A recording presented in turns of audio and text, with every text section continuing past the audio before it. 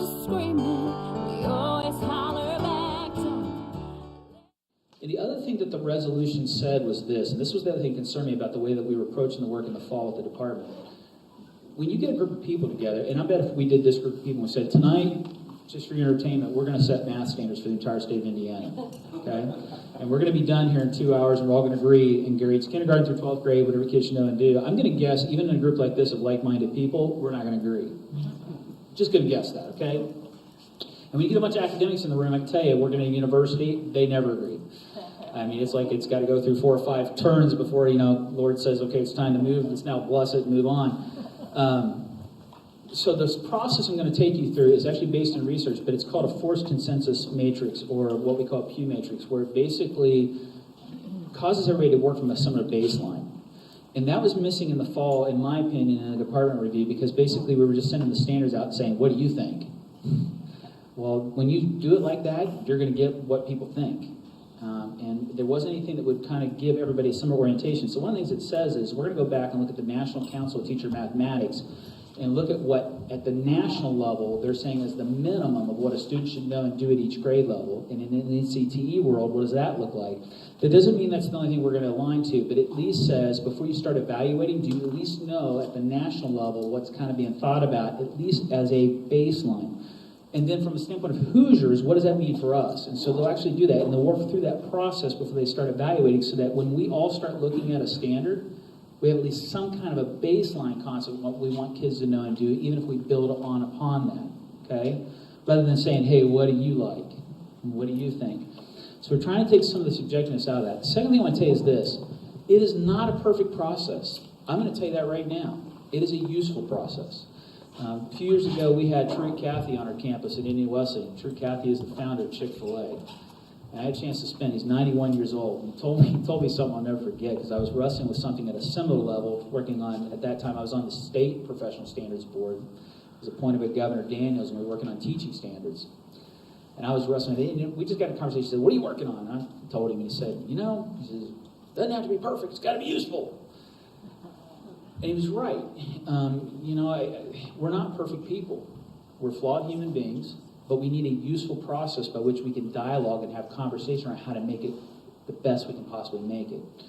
And there's got to be some room for that. So I'm going to walk you through that process, but here's kind of the underlying assumptions that make it a useful process. Here's assumption number one. Number one, the process seeks to retain Indiana sovereignty. We are not going to let somebody else tell us what the standards should be. Indiana subject matter is supposed to be decided. And you say, well, how do you know that's going to happen? Because the process when I'm done tonight is going to show you that what's going to result and what's going to go out for public comment in the month of March is not Common Core. What's going to go out is a draft set of Indiana college and career ready standards.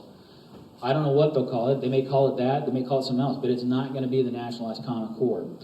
And that's important because you need to understand, if that resolution hadn't passed, I really believe we were heading down a path, because all the teachers over the state, all they were looking at was Common Core. And what was about to come back in front of me as a board member was up or down vote, do you want Common Core, yes or no? And you have to remember there's a percentage of board members, and this isn't speaking ill of my colleagues, but there's a percentage of board members on the current board right now that voted for Common Core back in 2010.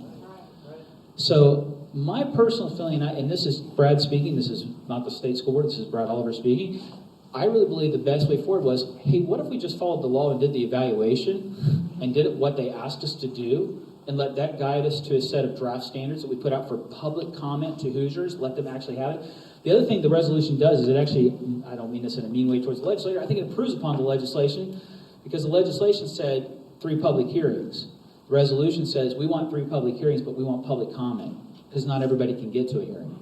We want to take both written testimony and we want public oral testimony, because once that happens, the way the process works is, once there's been testimony, if somebody comes up and says, hey, even after all your grade evaluation, you totally blew it on this grade level or on this standard, it gives us a chance to come back one more time and adjust that standard before we actually vote on it as a state board. Really important. But the key thing is it gets us out of this up or down vote on Common Core, and it positions us to vote on a set of Indiana College and Career Ready standards. So when you see CCR tonight, that's my abbreviation for College and Career Ready. Second thing is very important, I've already mentioned this, is the process authorizes the staff to work with the university subject matter experts, classroom practitioners, parents, community members a national expert if we needed, to evaluate Common Core 2010 standards, as well as the 2008 English Language Arts and 2009 Math. I'm going to show you in a second how they're going to do that. I'll show you how that fits inside of that forced consensus process. It then goes on to say this. It says that after that evaluation is done, there'll be a period of reconciliation where we basically take everybody's results and we reconcile it, because you've got a team of experts looking at a grade level and you've got multiple people evaluating. So there's got to be a way to reconcile and say, okay, after that evaluation is done, what is it that gets flushed out of there that constitutes a college and career ready standard? I'll explain the reconciliation process to you a little bit. The process will culminate, as I mentioned, in a draft set of standards that will be subjected to public comment and public testimony. It aligns to the expectations that we set forth in a resolution that was adopted on December the 20th. The process is going to be approved by Higher Education Advisory Committee. That's already taking place. Board staff is already meeting with Higher Ed Commission. They're meeting with Workforce Development. We want as many bodies signing on saying we agree with this process. We've even met with legislative leadership to make sure they understand what we're doing. And the reason for that is because when this is all done, when we adopt this, the last thing we want is the U.S. Department of Ed trying to tell us our standards aren't college and career ready. So we're taking steps right now to say we think we've got a well-defined process, legitimized by subject matter experts. And by the way, you guys can stay in Washington. We think we got this figured out a little bit better than what you got figured out. That's, again, Brad's comment.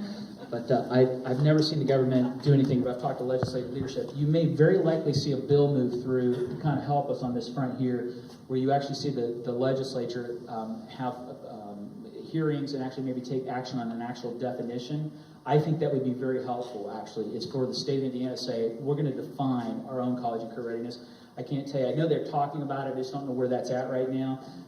And I don't even know to tell you which senator is sponsoring, but I do think that that is probably a really good idea. And to even affirm through statute some of the recommendations that came out of the Summer Study Committee about these should be purely Indiana, they should be high quality, they should align to the federal waiver pieces, because you can align to the federal waiver pieces without adopting Common Core. That's the big myth. People are like, well, if we don't adopt Common Core, we'll lose all this federal money. It's not true. If you read that language, it's very clear that they recognize the state's sovereignty, each state's sovereignty to say for themselves, this is college and career ready. It's just you got to have a legitimate process that's anchored by subject matter experts. We think we're creating that. And then finally, this is really important, and it's not meant politically, it's just meant to be compliant with House Enrollment Act 1427. This process is under the jurisdiction of the board. This is not like the 6-year standard review process that I talked about a little bit ago. This is a board-directed process as handed over to us by the state legislature. And so I think we've gotten that resolved now. I think even the department's in agreement. That's what the statute says, and I think we're finally past that unpleasantness that was going on in the fall over this issue. Some preliminary work. This is what is happening right now. The evaluation will actually happen in February, but right now this is kind of what's going on. They are looking at subject matter expert teams, looking specifically at who we have, and the department had already been moving on this, because keep in mind, they had always planned to bring them in at the end.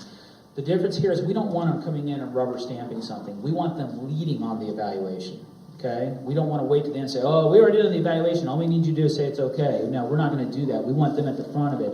So they're working through that, and you'll see 2 committees, you'll actually see more than 2 committees, but you'll see probably, I think you have a minimum, I think it's safe to say you'll see an elementary and a secondary committee for each subject area. So I think at least a minimum of 4 committees. Does that make sense? So you got elementary math, elementary English, secondary English. It is possible they could group them K2, 3, 5, 6, 8, 9, 12, and if they do that, they'll look at grade level down and a grade level above. So if we were a 3-5 committee, we would look at 2nd grade, 3, 4, 5, and we would look at 6th grade so that there's vertical articulation.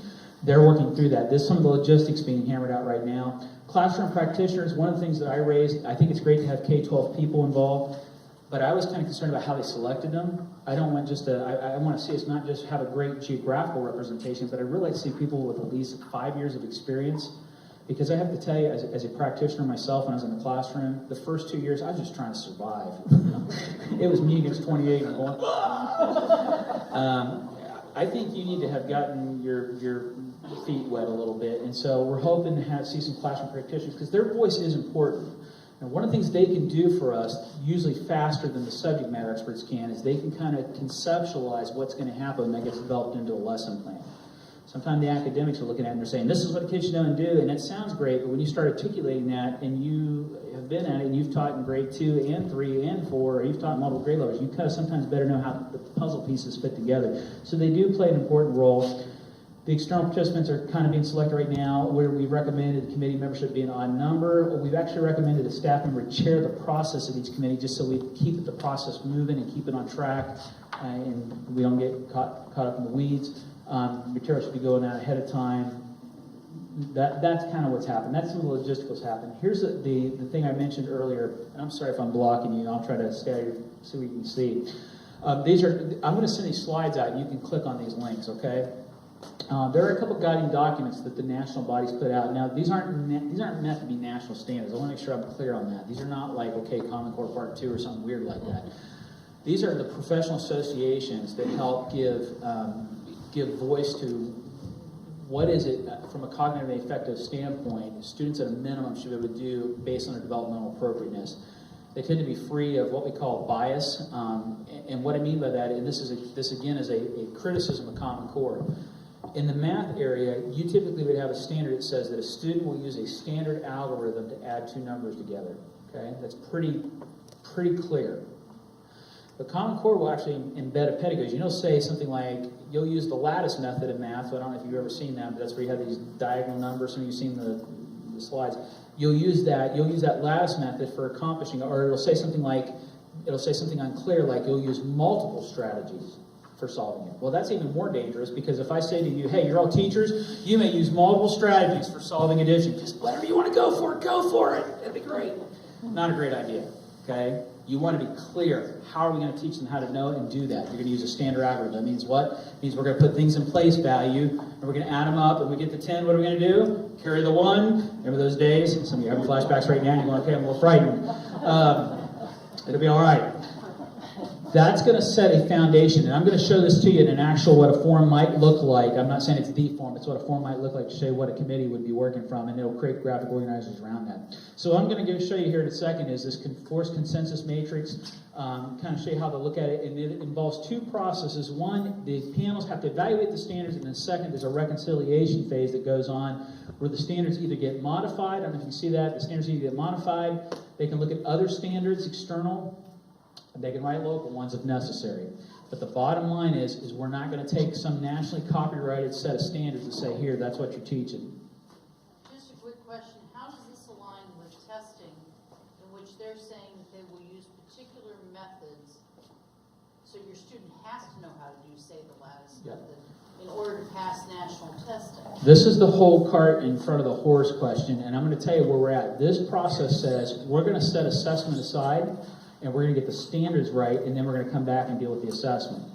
And we've already moved on it. The second we moved away from Park, it opened the door on that. Now, there will be people who are critical of that and say, well, that's going to start costing money. Yeah, it is. It's going to cost money. But here's the thing. Do you really want to let somebody else's assessment tool tell you what your kids are supposed to be knowing and doing, or do you want to say it and then go build a test around it? And where we're heading, at least the direction we're heading on right now, is let's get the standards right first, and then we're going to deal with the assessment. That's why we have to get these adopted by no later than April, because we can't wait till the July 1st that we're allowed, or there's not going to be time to go bring in the test companies to say, these are our standards. We don't want to see assessment items that don't measure these. This is what you're measuring. And it puts Indiana back in a position to tell them, with all due respect, these are our college and career ready standards. Now, I'm going to make some comments at the end to tell you that there are only so many ways you can say this is what a kid's supposed to know and do. And I'm saying that because I'm anticipating people going, wait a minute, I got the Common Core, and that looks just like what it says over here. Some of that's going to happen, because not everything in there is horrible. Some of them might be legitimized, but there has to be an evaluation by credible people who are making that determination, not people just showing up and saying, adopt it all, or you don't get any money. I mean, that's the craziness we've been living in. There has to be an evaluation. All right. A great question. I may come back to that and hit that one more time before we're done. But standards will drive the assessment.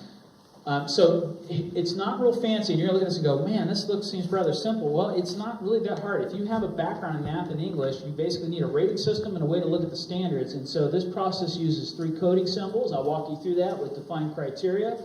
Iterator reliability, what that means is that before they get going full tilt on their evaluation, is one of the things we'll do is we'll do a couple runs. We want to make sure that the evaluators actually can spot a bias. We don't want a standard slipping through with people going, oh, multiple strategies to solve addition. That seems okay. No, we want people looking at that, and when they see that word multiple strategies, we want them to go, time out just for a second. That seems pretty open-ended. You don't want, this is one time in a standard where you don't want it open-ended for interpretation. You want as much clarity as you can get. So you do some inter-rater reliability, you basically do a few of these with them to make sure they can spot that. This is all part of their orientation that they'll do. We're anticipating the board panels will do orientation sometime around February the 10th. That's assuming that the board is moving on track, and I think we're going on good pace for that. And then they'll start the evaluation right after that, and then they'll summarize results prior to reconciliation. I know this is hard to see, but if you can kind of imagine this, here are kind of the coding symbols. A plus basically says this, that the standard evaluated demonstrates strong alignment with cognitive and effective expectations established by subject matter experts. The standard is clearly written, it is developmentally appropriate, it is free of bias. This is very important, it is free of an embedded pedagogy. You know what that means? Standards should never tell a teacher this is how you teach it to mastery. Okay? Standards should say this is what a kid's supposed to know and do. Because when you start saying this is how you're teaching, you start to intertwine all kinds of ideology into the way and process by which it's done. So it has to be free of an embedded pedagogy, and it's well articulated vertically. What we mean by that is that if you have a math concept, for example, and I seem like I'm heavy on math tonight, but it's kind of important. You know, what you lay the groundwork in first grade, you have to be able to build on that in second, build on that in third. And so vertically, you have to trace that standard up to see that by the time they get to fifth grade, can they really add and subtract fractions? Because somewhere back around third grade, we had a little conversation about numerators and denominators, kind of important. Same thing with English and reading. You know, if you want kids to be able to do reading comprehension or be able to infer comprehension, you've got to go back and make sure you've taught phonics, phonemic awareness, which leads to fluency, which builds vocabulary, so that one day you can understand what you're reading. Because if not, what happens is you end up in the ninth grade going, and then and your brain can't comprehend because it's too busy trying to decode. So getting the articulation right is critically important. So it requires it. If it can't meet that, it's not going to get a plus. The only way you can get that is if it's clear on every one of those aspects. That standard is clean, it is not got any bias, it is developmentally appropriate, it's a plus, it's a keeper. 0 says there's a problem with it. But it's not so much of a problem that it can't be rescued. It might need some work, it might need to be modified, it might need to be rewritten, it might need to have the bias pulled out and clarified, but it's not a minus. Minus means it's so bad you need to toss it. And there's collective agreement. So those are the scoring marks. When we put this into a table, and I apologize because I know it's really kind of hard to see, this is just a fraction of what it might look like. So what we have over here, and we have some very baseline statements of grades K through 2, of what it is at a basic level, free of bias, free of developmental purpose, free of all that stuff, of saying, here's what we think kids need to be able to know and do. What you have in this column are the actual Common Core state standards for kindergarten that fit this particular construct called number operation. There's about 6 constructs in each grade level, by the way, for math. So this is just like 1/6 of a grade level, okay? And we got multiple grade levels we have to do. And these aren't in any kind of, these are kind of in an order as far as Common Core goes, but these are not in necessarily any kind of order. This is just saying conceptually, this is what we want kids to be able to know and do. Here are the Common Core standards, and what they're evaluating is to what extent do these things represent this, as well as anything local that was identified in terms of what we felt was important at that grade level, that was foundational. So they're going to look at that column, and they got a little place there where you can kind of envision some pluses and zeros and some minuses as they go through that. And then remember, we've told them you have to go back and look at the 2009 previous standards. And one of the things, I don't know if you noticed, but this is true, and this is just one snapshot, there are fewer standards here than here. We're going to have a conversation about that because here's the reality, and I say this as a teacher, you cannot cover 150 plus standards in a year's time. There has to be some decisions made about what do we want kids to know and do, and we have to be reasonable about it. At some point, we have forgotten these are children. And I could sit here and have a whole lecture about the dominant cultures of schools needing to be back on learning, because right now it's on testing. That's an adult-centered mindset, by the way. When you do that, it's really detrimental to students, because we forget that part of our creativity and innovativeness as a people comes out of learning from our mistakes and learning from growth. But you got to limit how many things you're trying to do. You can't just keep dumping on the kids and saying, "Hey, you're 7 years old. You should be doing more with yourself. What are you doing? You know, we need 65 standards." We're going to have that conversation, but they're going to evaluate that. And then, do you see this third column right here? This is where reconciliation happens, because once the evaluation is complete, those teams will come back together and we'll pull their results together, and there'll be some reconciliation decisions made about what constitutes a draft standard. It is possible that we could get some pluses in here, and they look at that and they say, you know, that makes sense. That is a reasonable statement of what kids should know and do, and we're going to retain that. They could get down looking at this list and say, these are horrible standards. We're going to have to construct more in this grade level around this construct. They could write them locally. They could look to the external and say, are there other standards? Are there other examples where this is being done well? But we have finally untied their hands from saying it has to be Common Core or not Common Core and said, let's go get the best quality standards we can find and let Hoosiers, subject matter experts, help guide us on what we want to have. And that's what's going to end up being publicized in March. That's what will be put out for public testimony and public comment. So you're not going to see Common Core going back out, I don't believe. I don't see any way that could happen. You're going to see draft Indiana College of Career Readiness standards, and we say, where did these come from? They were birthed out of an evaluation and a reconciliation process. So here's kind of the rules that govern reconciliation. To get to this third column, sorry, come on, fingers. There we go. To get to this third column right here, here are the ground rules. We got a panel, maybe 15 people. I don't know how many people are going to be. A group of panelists looking at it. If 75% of that panel or greater basically scores it a plus, we're gonna seriously look at keeping it. That means 75%. There's a majority of subject matter experts saying, yeah, we agree. That looks pretty good. Same thing. If 75% of them say, man, that's a really lousy standard, we're not wasting our time on it anymore. Get it out of there. It shouldn't be in to begin with. We got that much consensus already. These ones that get scored, if the standards are evaluated plus or minus, whereby 75% or less of the evaluators agreed, and it's treated as a 0 overall, it's going to go to basically a parking lot for basically some kind of a rescue. In other words, we're going to have a conversation about, can this standard be salvaged? Can it be modified? Can it be reworded? Can the bias be yanked out of it? Can something be done before we move it to that third column? And basically, that's where it's going to take probably the biggest part of this time, because that's where you're into the nitty-gritty of talking with the subject matter experts about what do we have to do to get it right. That process has to happen before we can publicize those standards. Now, that's the first wave. They get through that and they put that out there. It's very possible to put that out there, and there can be people in this room who come to public comment and say, that's a horrible standard. You won't hurt my feelings. I hope that does happen. Because there are some very qualified people who will not be on the evaluation panels that are certainly qualified to look at it and go, that's bad, you missed that. And that can happen. Remember what I said, it's not a perfect process. It's a useful process, and that's why you have public testimony. That public testimony gives the board a chance to step back one more time and look at that list of standards and say, okay, there was a lot of testimony that at this grade level, in this content area, on this construct, it's still not right. And that is a far cry from where we were 4 months ago, when I wasn't even sure anybody was going to see the standards. I thought it was just going to be another up or down vote, repeat vote of 2010. Are we going to keep Common Core or get rid of it? So we've come a long way on that process.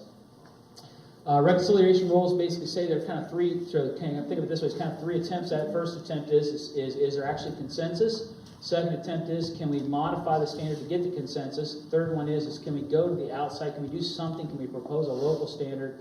And the fourth one is basically that it failed, and there's no point in trying to salvage it, get rid of it, or make some decisions about how to redo it somehow. Here's the workflow. This is kind of my last slide, and I'm going to take questions here. This is kind of where we're at. So that work that you're seeing there is going to take place largely in February. The evaluation, the reconciliation, that work principally is scheduled for February. And one thing that's very different than the department's process in the fall, it's intended to be done in person. One of the things that concerned me when I went over to look at the department process, they were using, you know what Google Docs are? It's a virtual way that you can communicate. They've not even come together for an orientation. They've not even met each other.